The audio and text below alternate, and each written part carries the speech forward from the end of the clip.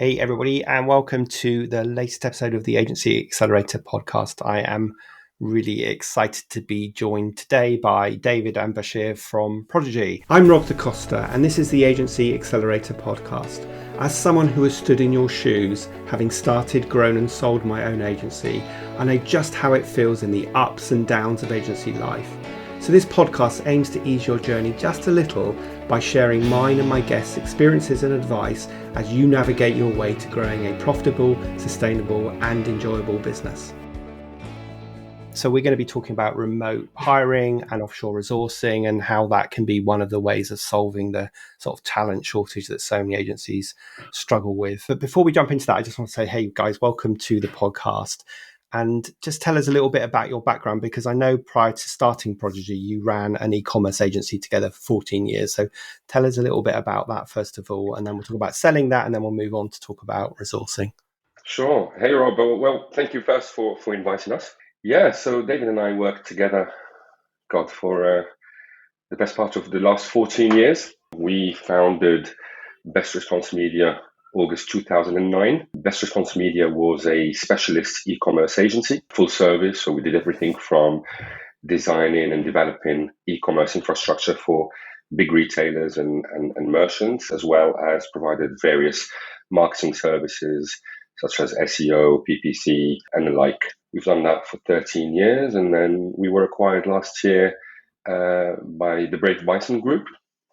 And for the last 2-3 years, we've been now in parallel, but now completely focused on Prodigi, which is a business focused on building global distributed teams for agencies, software companies, and anybody who needs tech talent, in effect. Fantastic. So let me just ask you about when you started Best Response.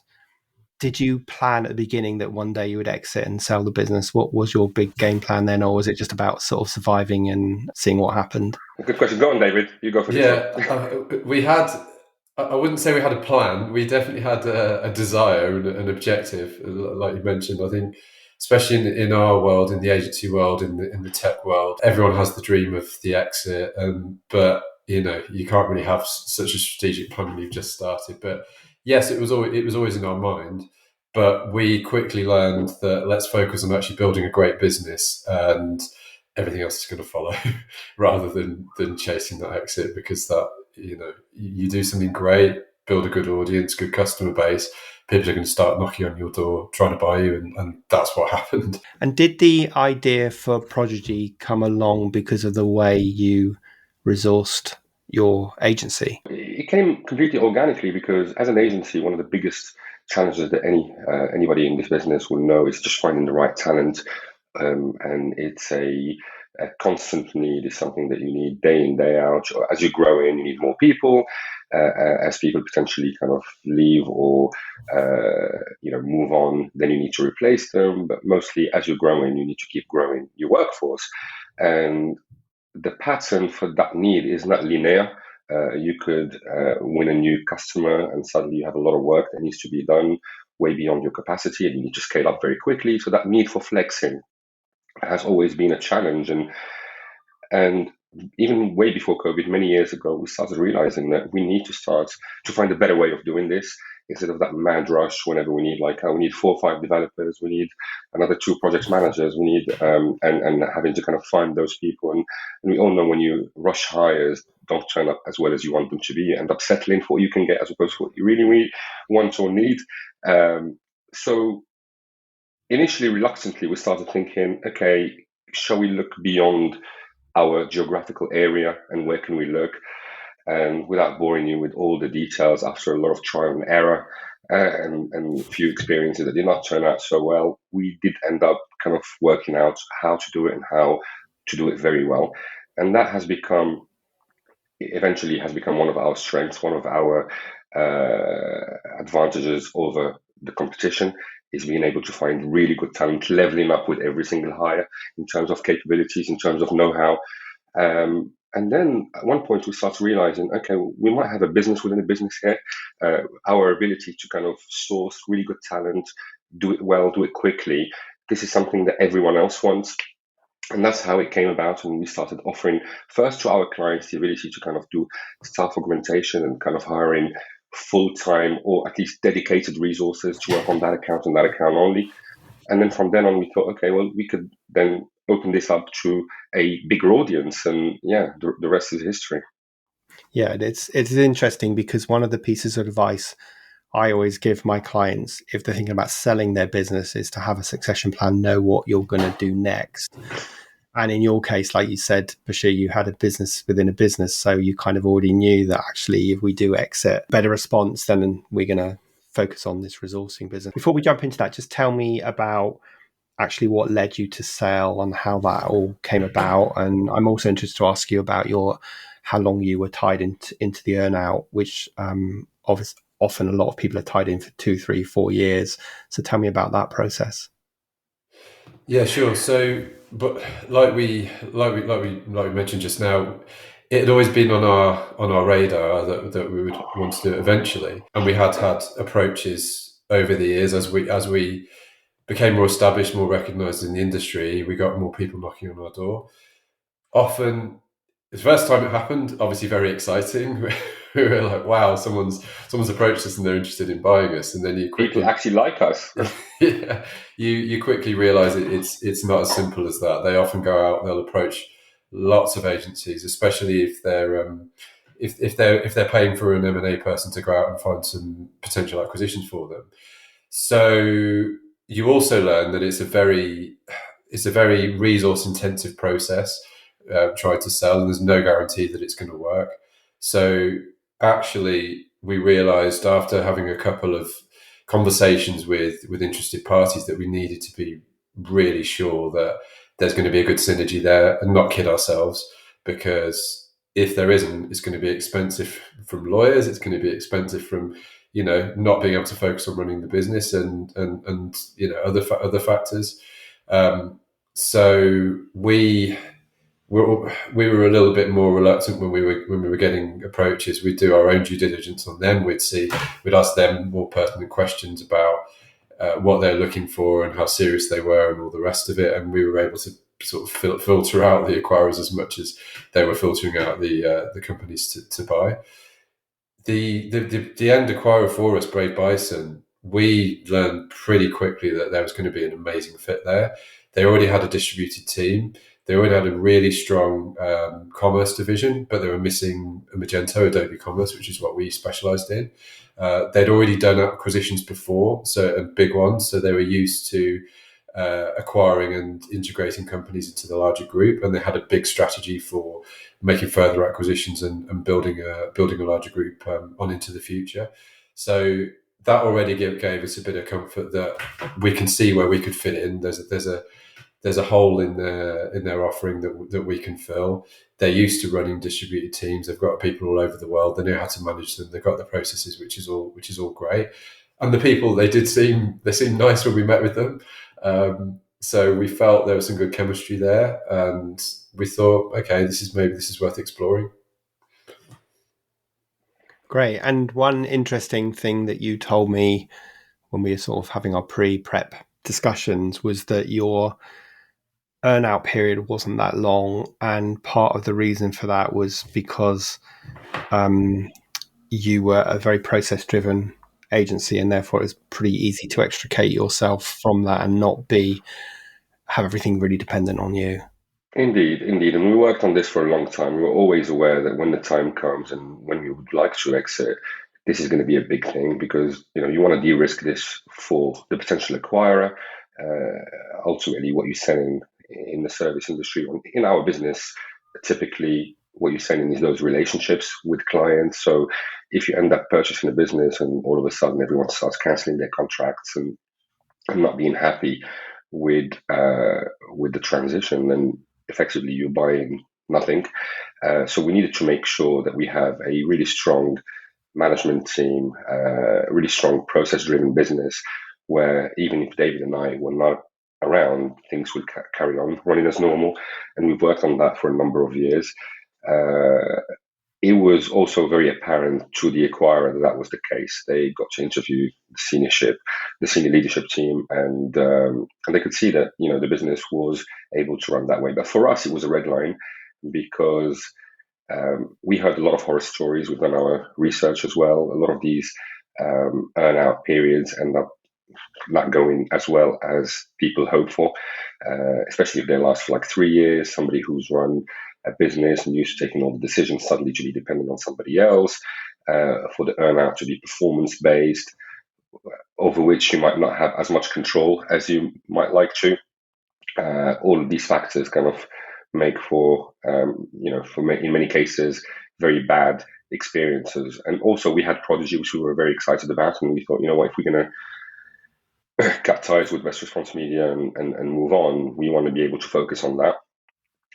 So we had that frank conversation really early on in the process, and we spoke about their potential concerns about how the whole transition is going to happen. And we explained that, you have customers, you have staff, and you have partnerships, and we have process, and these things are all very neat, very clearly defined. And then, they did their due diligence and they were happy to. So I advise anybody who's going through that process to work on their setup before they start talking acquisition, because ultimately, the more risk an acquirer will see in your business, the more they'd want you to stick around and pay you as little as possible up front until they make sure that, the risk is lower towards the end. From your point of view as a seller, you want to do the opposite. You want to make sure that, you de-risk it from your point of view, get as much of your money as upfront as possible, and have that earn-out or that transition period as short as possible. Yeah, that's such a good advice there, and something that the listeners should really take away from this, which is, document your processes, because that makes you less valuable to your agency, which is ultimately what you want to be if you're going to sell. I've just got off a client call before this call, and they're working on a 5-year exit plan. And actually, one of the things they're really working on at the moment is getting everything out of their head and putting it onto paper. So really good piece of advice for everybody who's listening. So let's fast forward to now. You left there. You've already started Prodigi.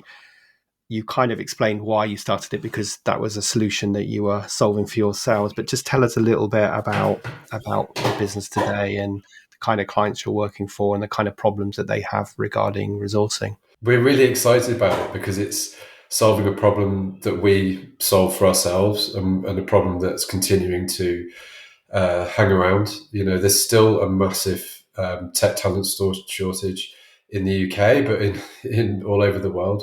I know that there's been some economic issues recently and downturn in certain industries, but our industry, the agency world, the SaaS world, the fintech world is still booming, and they still just cannot get enough good people fast enough.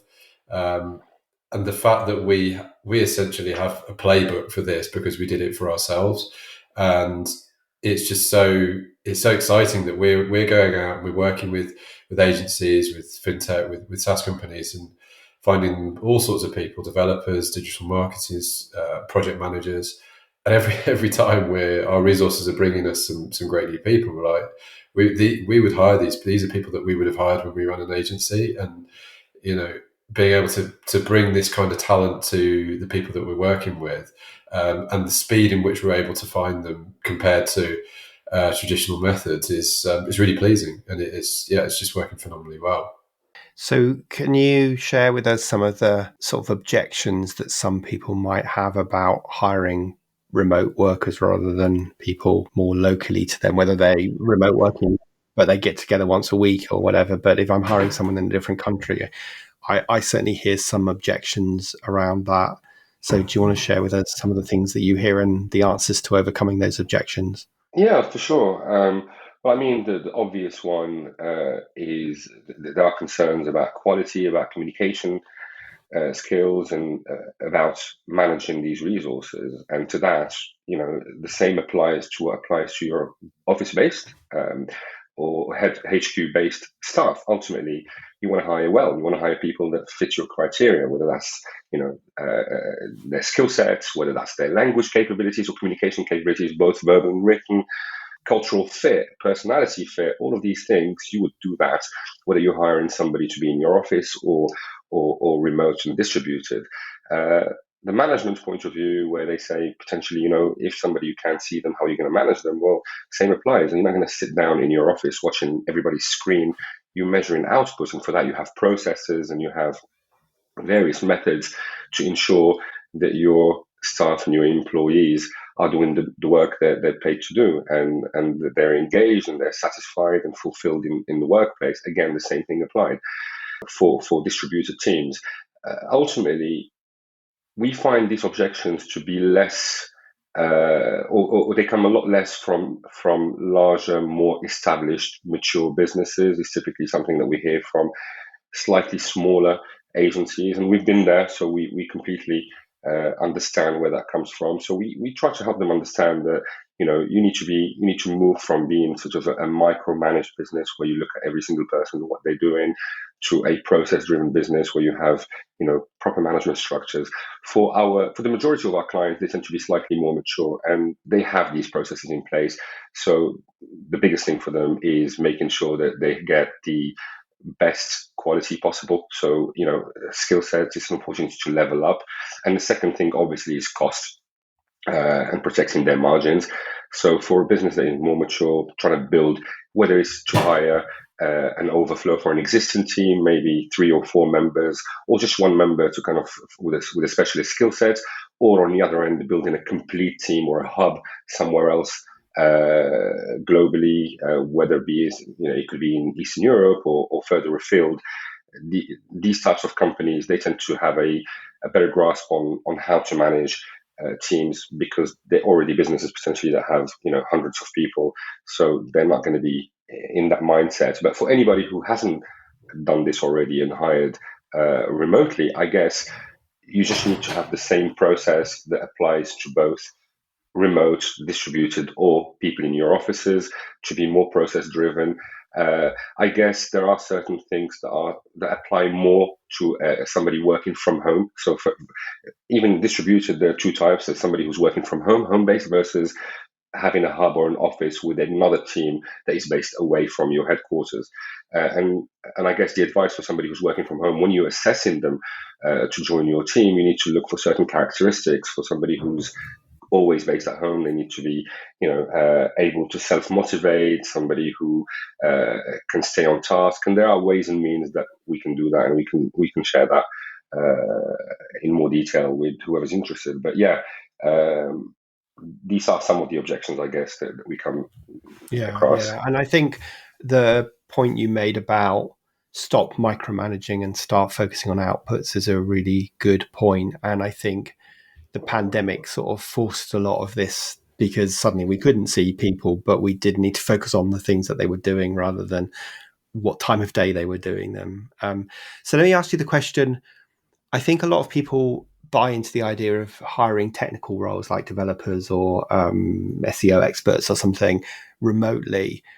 Does it work for all kinds of roles? Like, obviously, one thing I'd be thinking is that if I've got an account manager that's needs to have good spoken English and good written English, could I find that person remotely, or do I really need to find someone in the UK for that? So do you think it works for all roles, or is it just more for technical roles? Well, that's a good question. Bachir and me still laugh about this. I'm naturally quite stubborn, and initially we focused on developers. We got that working really well, and we were really happy. And Bachir would say to me, "Oh, let's try design." I was like, "No, we're in London. The best designers are in London. That's crazy.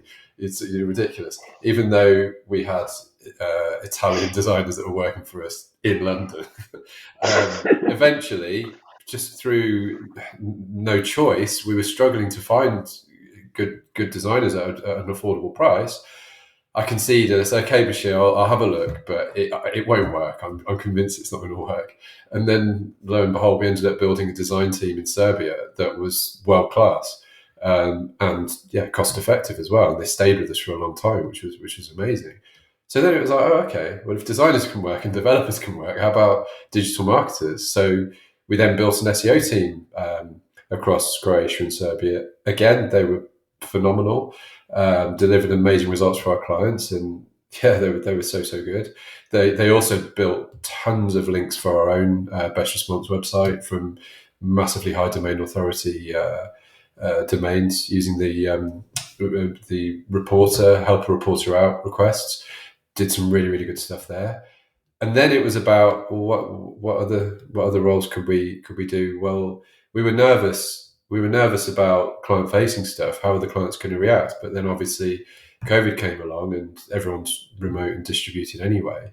So we actually, again, our back was against the wall. We were struggling to find good, affordable project managers. And in our agency, we had a project manager, account manager hybrid role because it's quite a technical offering, but then they also needed to be a bit commercially focused, and it worked well having that combined. Anyway, long story short, we had our PM team was split across Ukraine, Bulgaria, Croatia, Serbia, and then all led. But we had a team lead in London. But they were top level, highly educated, very professional, very experienced, and the clients loved them. So yeah, really, the vast majority of our agency was remote. By the end, there was probably 4 or 5 of us in the UK and 40 plus scattered around the world. Right, that's good to hear. And as you've been saying, the talent shortages have been going on since I've been running this business since 2007, and isn't likely to go away. So we've got to start getting creative about solving that talent shortage. So if I'm an agency and I come to you with a brief of someone I'm looking for, how do you go about finding that person? What's your process at Prodigi? Right. So it depends. I mean, not everyone comes to us to look for one person. Most people come to us to look for one person, but they look to us as an alternative of hiring as a whole. So more of a comprehensive solution to their hiring process, or adding another method of acquiring talent. Be it building teams and large teams sometimes, but it could also be one person or a very highly specialized person. Our approach will differ depending on what it is you're after, but we'll always start with the discovery phase. We need to understand your business, how you do things, and is distribution for you. I mean, you asked a question earlier that can every role be remote? Well, no, probably, I don't know, surgeons can be remote. There are many roles that, maybe have that. Before, for the digital world, for the tech world, a lot of the roles can be, the majority of roles can be remote. But where can it be? So, for example, is there any considerations that need to be taken into account? Data protection, for example. Anybody who's working on your customer data, do they need to be having access to that live data? In which case, do we need to keep within a GDPR kind of region, such as the EU, or not? Time zones, where do your clients live? Would it be helpful to have everybody close, like 1 ± 2 hours from London and the UK? Or you have clients across the pond, potentially, where it would make sense to have people maybe in Latin America. So we will spend some time understanding the business and then coming up with solutions. Also, there is the question of, do you want to hire full-time, or do you want freelancers? Is it the length of a project, or is it an ongoing engagement? So we'll try to understand all of these factors and come up with really good solutions that will suit your business. Did I answer the question? What was the question again? Was it like, how do we approach this, right? Yeah, it's just the process for actually going and finding them. But that's you've answered that question. Let's just talk a little bit about some of the concerns that people might have. If I've hired a remote worker, how do I manage them and how do I keep them engaged? Let's assume, because I think a large percentage of this audience are running sort of small to mid-sized agencies, so they may not be coming to you for a team, but they might be hiring 1 or 2 people, and they probably are home workers. How do I manage them and how do I keep them motivated? Well, you manage them in the same ways that you'll manage your existing team. So, say, for example, you're hiring a developer, and they're joining an existing development team. Well, you're going to have an onboarding process to introduce them to the projects they're going to be working on, how you deliver the projects, how you run your sprints, what's the cadence of your ceremonies and all these other meetings and everything that you do there. So they're going to be integrated from that side. So they're going to be attending the stand-ups on a daily basis. They're going to be doing the retrospectives every couple of weeks or week, depending on how you run your sprints. So from that, and they're also, obviously, they're going to have the assigned work. They're going to be doing their estimates. So talking about, the output side, you're going to see the work that they're doing. If they've got 170 hours in the month and take off other time, but say for a sprint they've estimated 60 hours worth of work, and if they're not delivering that or not coming close, then you can quickly see you've got a problem. Ideally, they're going to have a team leader, a manager, someone who's already running one-to-ones on a weekly basis, or at least bi-weekly with the rest of the team, and they're going to slot into that cadence of meetings as well. Generally, in onboarding, a few more catch-ups and early on meetings to make sure that they're scheduled and and up to speed with everything. But generally speaking, there's sorts of things that you should already be doing with your existing team wherever they are, is what you want to be replicating with them. And then in terms of keeping them motivated, making sure that they're learning, making sure they're developing, making sure that they're actually delivering what you expect. And if you see that maybe they're falling short, perhaps there's areas of their skill set that they need to have a bit of support or training on, then delivering that to them. And also making sure that they're incorporated in the fun side of the agency. What water cooler chats have you got? What things do you talk about? What games, quizzes, other kind of stuff you do just to make them join in on the jokes and the fun in the agency. The amazing thing that we were finding with just the globalization of everything is we were all watching the same TV programs. We were all watching the same films. We were all following the same big events. And especially reading the same books. Yeah, exactly. When you've got things like football tournaments and you've got people from all these different countries, it creates a lot of fun, friendly competition and other reasons for people to engage together. Yeah. So I mean, the big message there, sort of the obvious one really, is treat remote workers in exactly the same way you would treat an in-house person. I guess being a little bit more conscious about some of that more sociable stuff. You obviously you can't see someone across the office, so you have to make more of an effort, but I think it's good advice. Let's just talk a little bit about hiring freelancers, because I've always been a big believer, although I'm totally open to being disagreed with on this point, but I've always been a big believer and indeed advise my clients, and I've seen it not work, that it's very difficult to build an agency just solely on freelancers, because freelancers often have their own agenda. So if I am hiring remote freelancers, how do I manage them and how do I keep them aligned to my agency as well and not just, acting as a freelancer? Well, that's a very good question. And even in the world of freelancers, there's two types of freelancers, I'd say, and two ways to engage with freelancers. There is the project-based, defined timeline freelancer. And if it's a short amount of time, say 6 months, and you know that you're going to part ways after that project, then obviously I still recommend that you engage with that employee and, be close to them, just like you'd be with any team member, like you would do with anybody else. But I think where the real value is when you have somebody with no defined end date to the projects. So somebody who's going to carry on working with you, or at least maybe work regularly with you, in which case, what we were saying earlier is about developing that sort of, aligning the objectives of that. But instead of just having a task-driven relationship where you say to them, okay, you know what, today you're going to, to use a metaphor, you're going to paint this wall and you're going to, lay these bricks. But if you show somebody the end results that you're trying to do, which is like building this beautiful building, they're going to be much more engaged. They're going to be aligned with your objectives. And the same thing with any types of projects, be it a designer, be it a developer, project manager. They need to buy into the overall objectives of your organization or the team they're working with. You'll get a way better output from them. They'll be happier and more engaged with the work.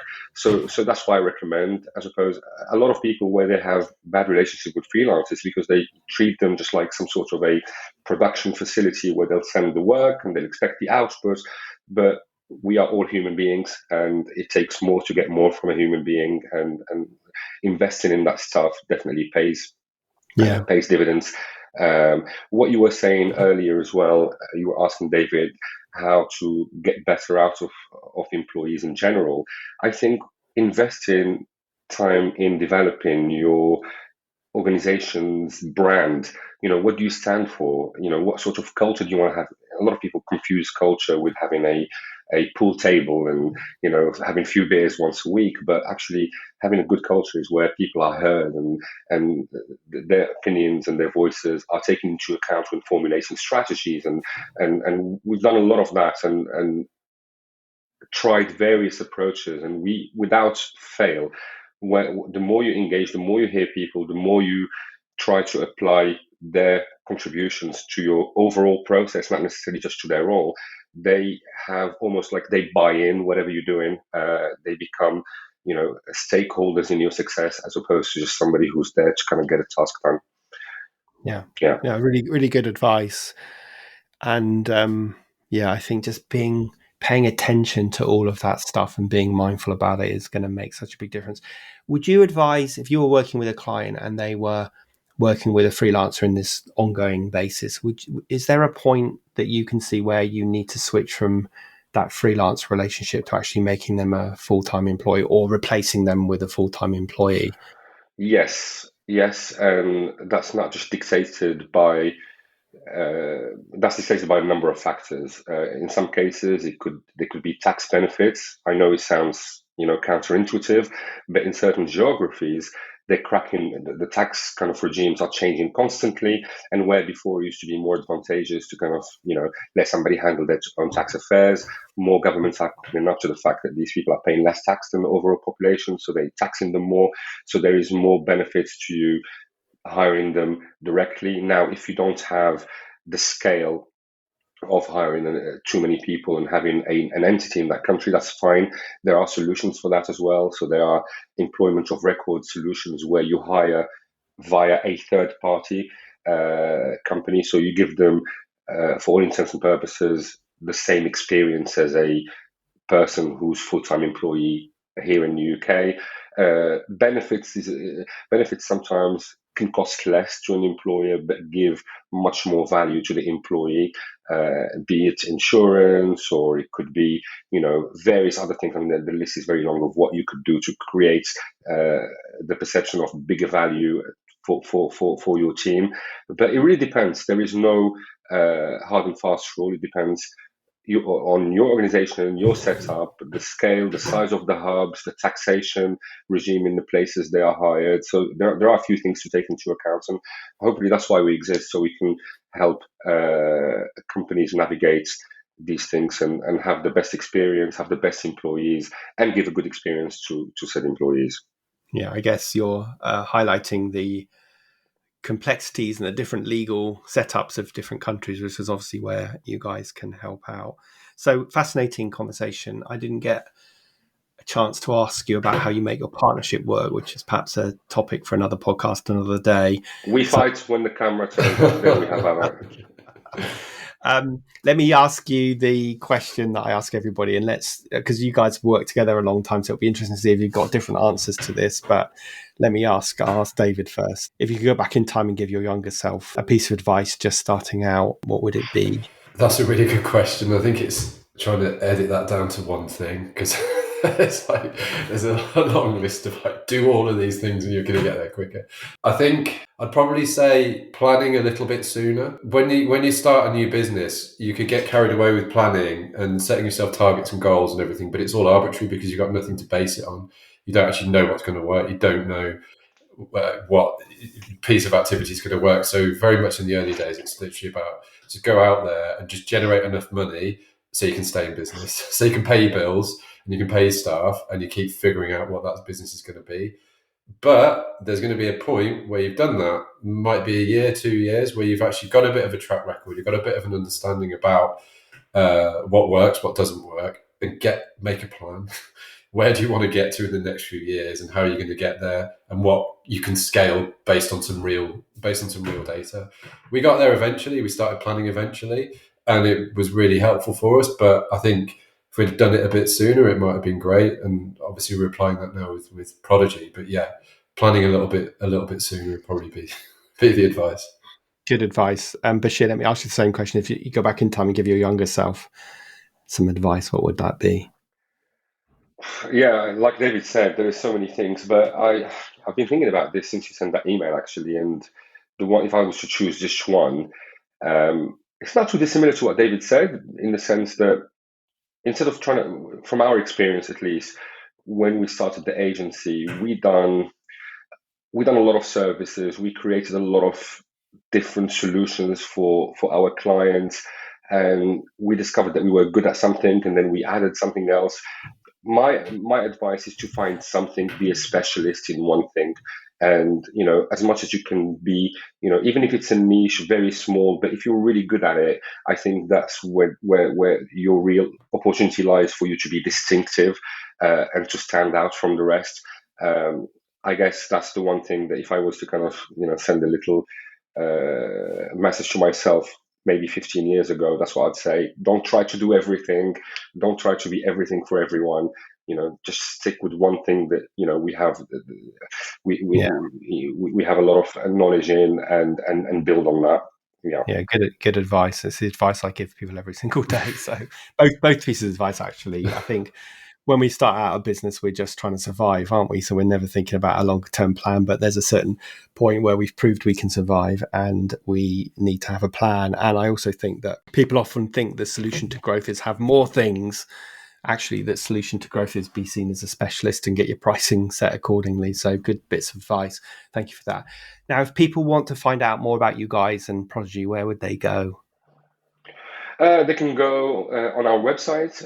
They can contact us directly. Our door is always open for a chat and advice, and hopefully exploring ways we can add value to people who we could help potentially. Yeah. So our website's at prodigy.team, and it's PRODIGI.team, and you can obviously connect with us on LinkedIn as well. Always happy to chat with people if anyone just wants to have a chat about anything to do with running agencies and our experiences and distributed teams. We always enjoy having these conversations.